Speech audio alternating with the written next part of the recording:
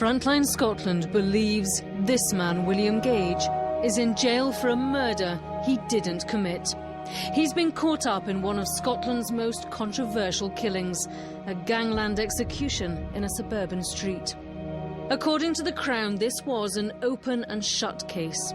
But tonight we can reveal how even the trial judge, Lord Emsley, has raised serious concerns over this extraordinary murder case. We can also reveal that the inconsistencies which helped convict William Gage are now under challenge. A challenge which will rock the Scottish legal system to its very foundations.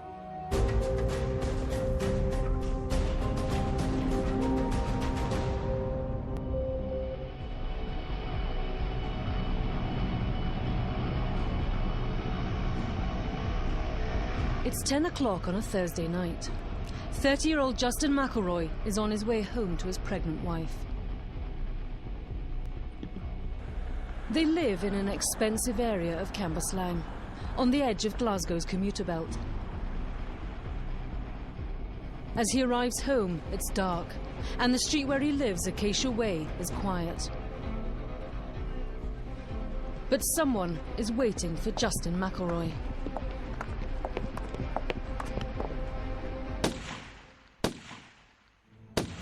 Investigations continue into the murder of a 30-year-old man who was shot last night outside his home in Cambuslang. The 30-year-old victim, Justin McElroy, was returned. The man was taken to hospital where he died from his injuries. So, a brutal and calculated murder in a peaceful suburban street. A young man left dead, his pregnant wife now a widow. But almost immediately, this case was shrouded in controversy. That's because the victim, Justin McElroy, was no ordinary suburban businessman. The evidence indicates that he was someone who had unsavoury, unpleasant connections. Justin McElroy led a double life. 6 days before the murder, Justin had sipped champagne alongside First Minister Jack McConnell at a fundraising dinner. One of the hosts is his father, Thomas McElroy, a loyal donor to the Scottish Labour Party and a successful businessman. But beneath the surface, Justin McElroy was in fact a big-time player in the drugs world. For 2 years he'd been under surveillance by drugs officers. And 4 days before his shooting, someone else had him in their sights. A notorious gangland enforcer pays a visit to Justin McElroy.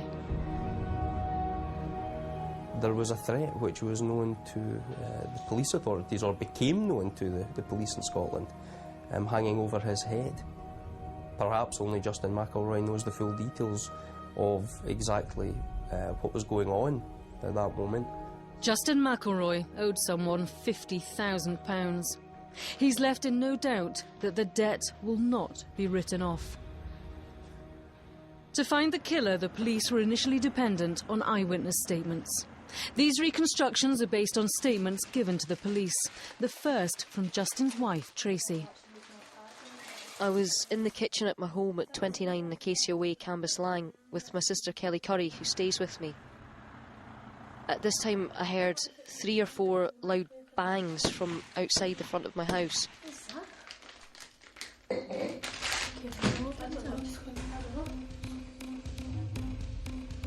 I looked out the windows at the top of the door.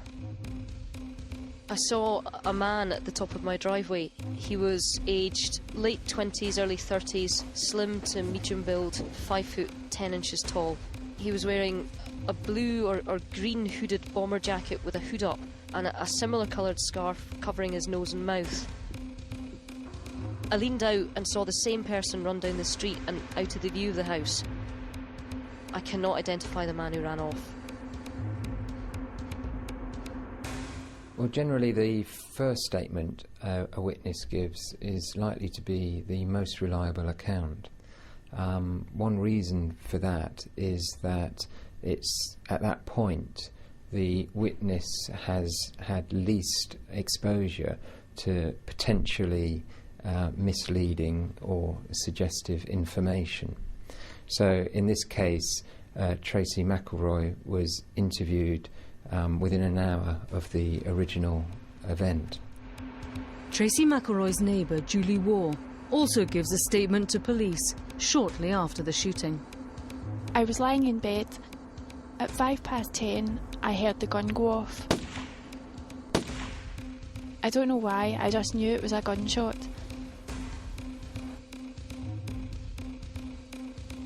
As I looked out the window, I saw a man running. By now he was on the pavement at the front of my house. I would describe this man as male, white, aged 25 to 35 years, 5'10" to 5'11" inches tall, and of medium build. The shoulders of the anorak looked padded, with square stitching, a quilted look. This is a police artist's impression of the jacket that Julie saw that night. 5 days after the murder of her husband, Tracy McElroy gives her second statement to the police. In it, she remembers more details about the gunman. These will prove to be crucial. I have thought hard about the man's description. An athletic male, 5'11", wearing a thick anorak-type jacket, waist length. It had a pearly sheen off it with an Eskimo snood. Gloves, dark coloured, no jewellery. Dark shoes and a scarf covering nose and mouth, wrapped round his face under the snood. The man passed directly under the lamppost outside my driveway and was well lit. We're talking about a witness who saw someone from about 10 or 12 metres away, who was running away at night under a sodium street lamp. And there's certainly limitations to the details of a face that you could see. As the killer escapes, he's apparently spotted by another witness, Stephen Madden. I saw a figure running down the path onto the pavement. His face was covered by a dark or black ski mask. It had 2 eye holes and a mouth hole. He was wearing a dark bubble anorak type jacket. By bubble I mean padded. I again looked in my rear view mirror. I saw the front seat passenger in the white car pull off the ski mask. He had a kind of bow face, maybe a bit of a chubby face, a rounded head. His hair was short. He had a full head of hair. It was dark black, maybe brown. Stephen Madden's description of the man getting into this car matches those given by both Tracy McElroy and Julie Waugh. But he's the only witness to see the killer without his mask on. 1 hour after the shooting, the police are convinced they have the getaway car. At 11 o'clock that night, a white Saab 9000 is found abandoned here in Easterhouse, 8 miles from Cambuslang. An unsuccessful attempt has been made to burn the car. Inside is a jacket, a pair of gloves and a snood like a ski mask, a treasure trove of forensics. On the jacket and snood, the police find firearms discharge residue, or FDR, particles which are left after a gun is fired. Also on the jacket, as well as the gloves, the police find DNA. It matches that of a man they know well, a man with previous convictions, previous firearms convictions, a man called William Gage. The police now have a white Saab which was owned at some point by second-hand car dealer William Gage. They have his DNA, which was on some of the clothes found inside, as well as some firearms particles. All they have to do now is link the car with the murder. Just after 10, I heard a car's wheel spinning. I looked out and I saw a white car. I saw the car was a Volvo, white colour, and a white spoiler on the back. The type was a Volvo 440. Charles Bowman was a security guard on a building site next to Acacia Way. The car he sees that night is white, like the car found at Easterhouse, but he insists it's a Volvo 440 and not a Saab 9000. Despite Charles Bowman's statement, the Crown is adamant the white car he sees leaving Cambuslang is the same white car abandoned in Easterhouse. On the 3rd of May 2002, William Gage is charged with the murder of Justin McElroy. On the face of it, the police and the Crown had a watertight case. The DNA, the firearms particles, the white Saab, all point to William Gage being the killer of Justin McElroy. But we believe that if you look harder at the case, as we've done, things aren't quite as clear-cut as they seem. Firstly, does the mysterious car found in Easterhouse have anything to do with the murder at all? All the witnesses who see the getaway car insist that it's white.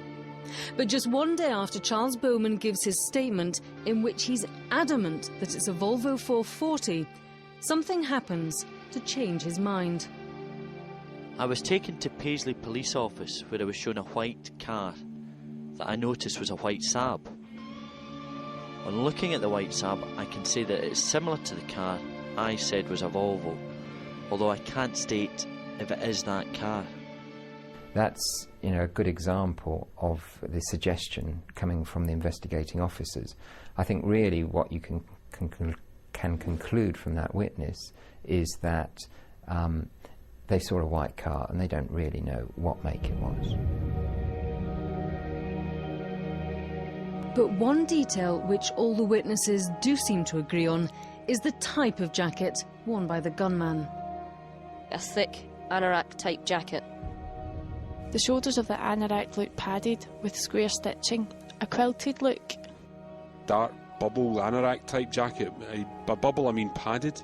Several witnesses who undoubtedly saw the gunman leaving the scene describe this padded jacket that he was wearing. So I think we can be fairly confident in that description. But the jacket found in the Saab with William Gage's DNA on it is a thin cagoule and not a padded jacket as described by all the witnesses. Despite this obvious discrepancy, the cagoule becomes critical to the Crown's case. When the police examine it, 6 particles of firearms discharge residue are found. The particular residue we're talking about comes from a part of the firearms cartridge which is known as the primer. This is the first part of the cartridge to explode when a gun is fired. This primer, when it is fired, turns into thousands and thousands of minute particles. But only 6 particles are found on the jacket in the Saab, 3 on the surface and 3 in the pocket, and none inside the Saab itself. The particle type is so common as to be untraceable, yet this constitutes the forensic evidence against William Gage. A report compiled by Strathclyde Police states the existence of these particles prove that the wearer of this jacket has recently fired a gun or has handled recently discharged ammunition, but we discovered this isn't true. The report in some respects is biased in that it offered no alternative sources for these particles. They could have been present on the clothing because the clothing had come into contact with some other article of clothing or some other surface on which the particles were present. But no distinction of this sort is made by the report. Given that the jacket had been exposed to 6 shots or been worn in the presence of 6 shots, then I would have expected rather more particles to be present on the surface of the jacket. Dr. Lloyd is not convinced the jacket's been worn by someone who's just fired a gun. It's not very good evidence, really. Not very good evidence at all. A few months after Justin McElroy's murder, Strathclyde Police organise an identity parade. But it's abandoned after William Gage complains none of the parade volunteers resemble him at all. But the day doesn't prove to be a total waste of time for the police. Tracy McElroy is shown a mannequin, dressed in the clothes found in the Saab. I was taken into a room and shown clothing which was on a model. I recognised the clothing as being the same as the description that I had given the police of the man I'd seen running outside my house on the day my husband was murdered. But the clothes are not the same as the ones described in Tracy McElroy's original statements or the police artist's impression. Now the padded jacket has become a thin cagoule.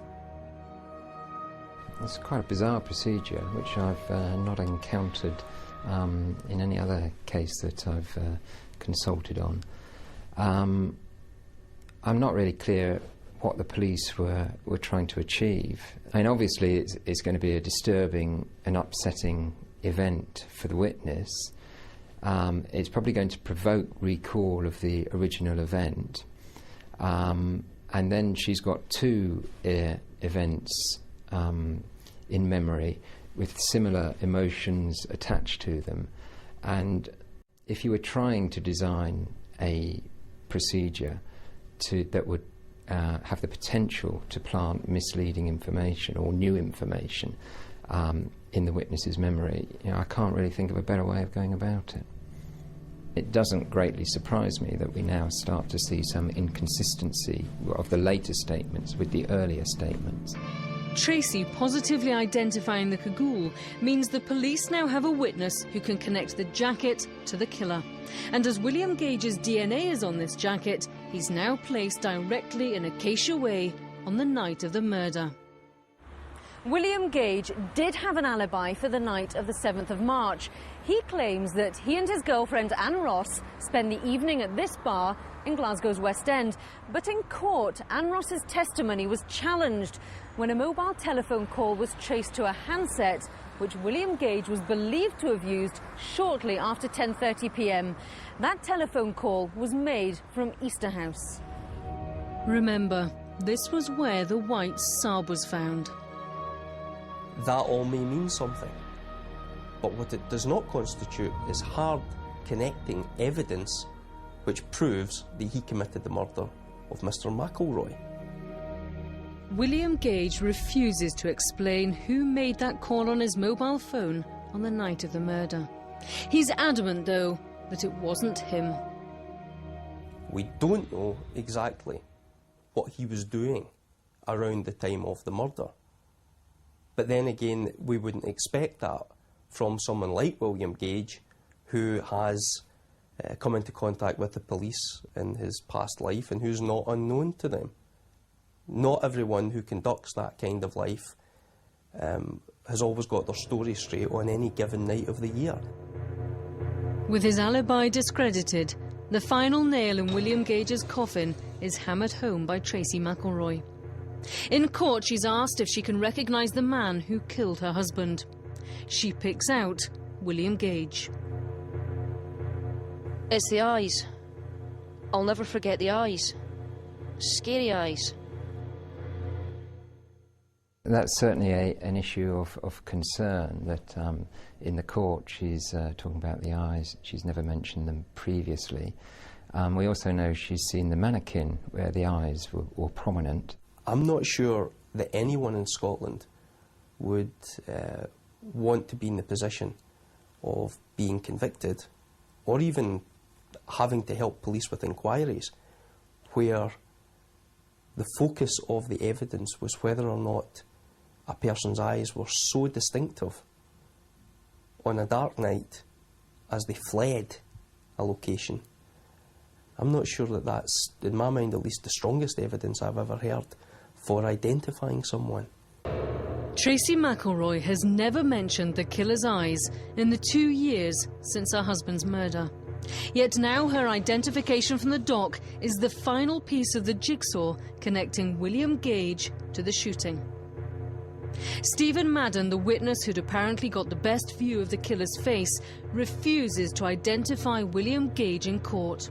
He sticks by his description of the killer as 5'10", round-faced, with short, dark hair. William Gage is 6'2", with long hair. But Stephen Madden's testimony doesn't matter. Charles Bowman has done enough to hint it was a white Saab, not a Volvo, in Canberra slang that evening. 3 particles of FDR on the cagoule found in the car are enough to hint that a gunman has worn it.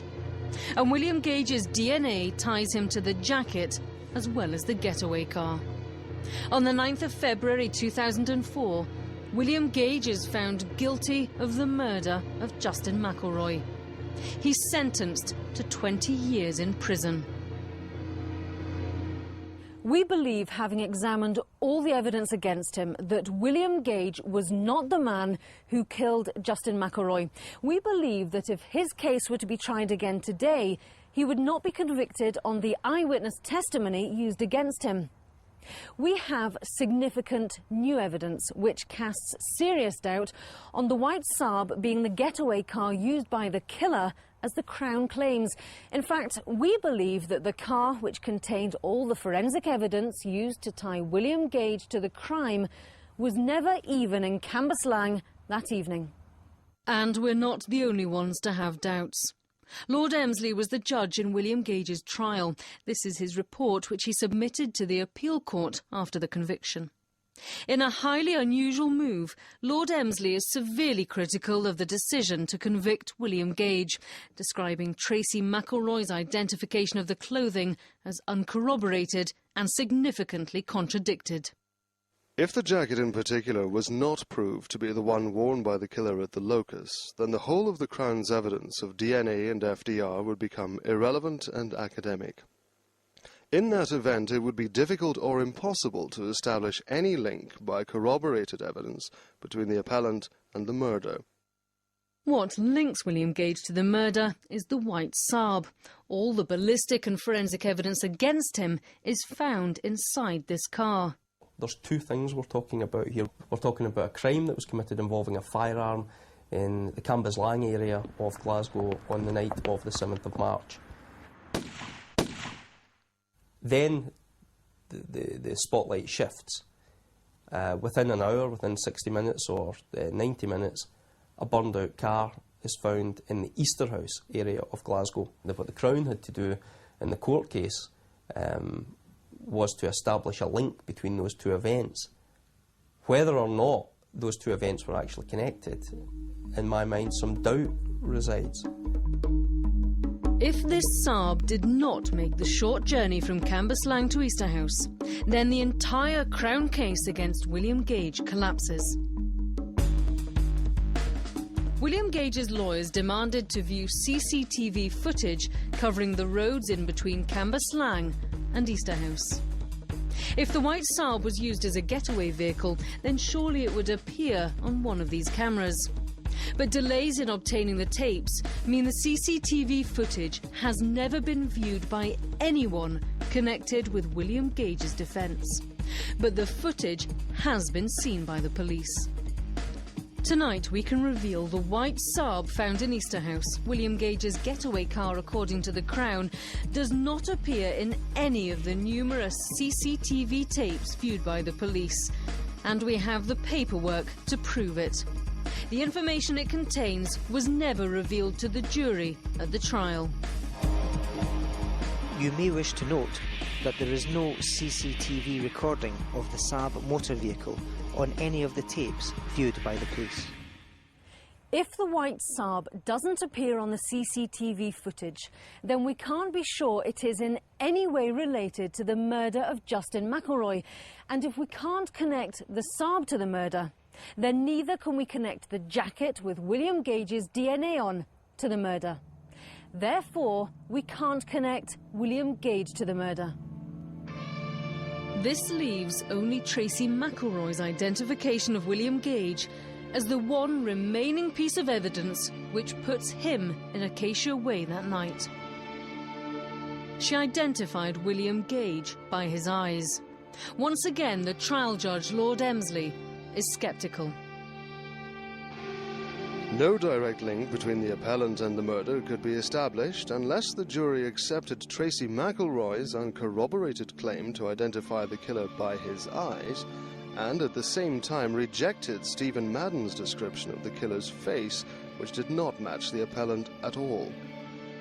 Tracy McElroy's identification of William Gage in court is known as doc identification. It's become hugely controversial. Doc identification is fantastic theatre. It's fantastic if you're a lawyer trying to get a certain result from your jury, because it's theatrical. You have got someone being asked, do you recognise anyone in the court today? Or words to that effect. Now, you'd have to be pretty stupid not to know that the person you're meant to identify is the person who is standing between, usually, two members of the police force opposite you, looking slightly worried. There are huge problems with doc identification. Other legal systems around the world don't use a dock identification as formal identification evidence. I believe Scotland is unique in its reliance on this particular method.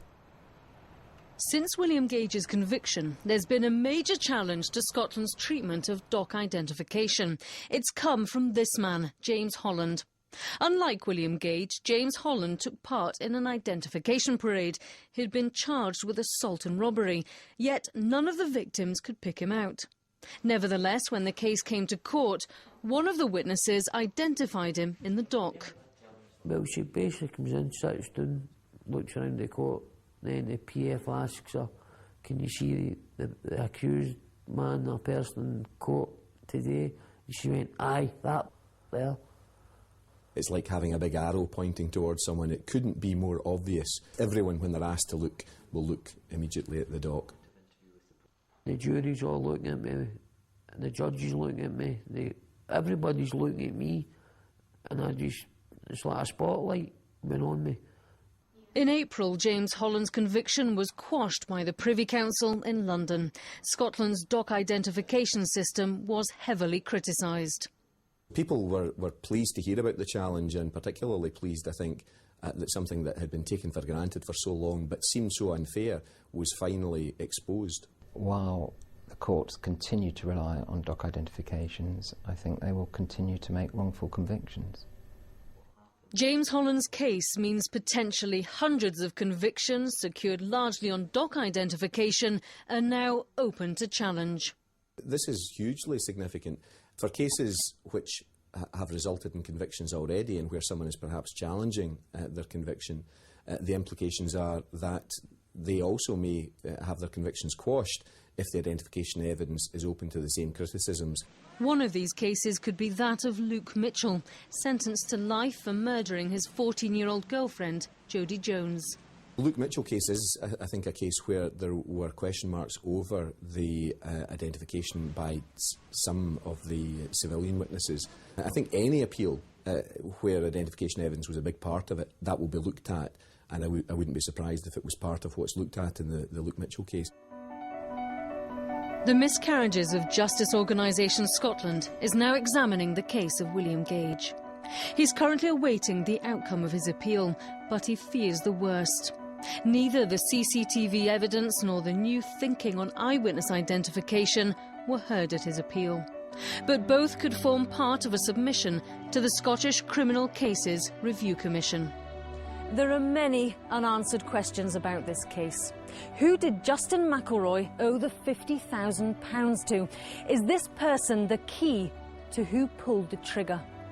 William Gage remains behind bars here at Shotts Prison. He still protests his innocence.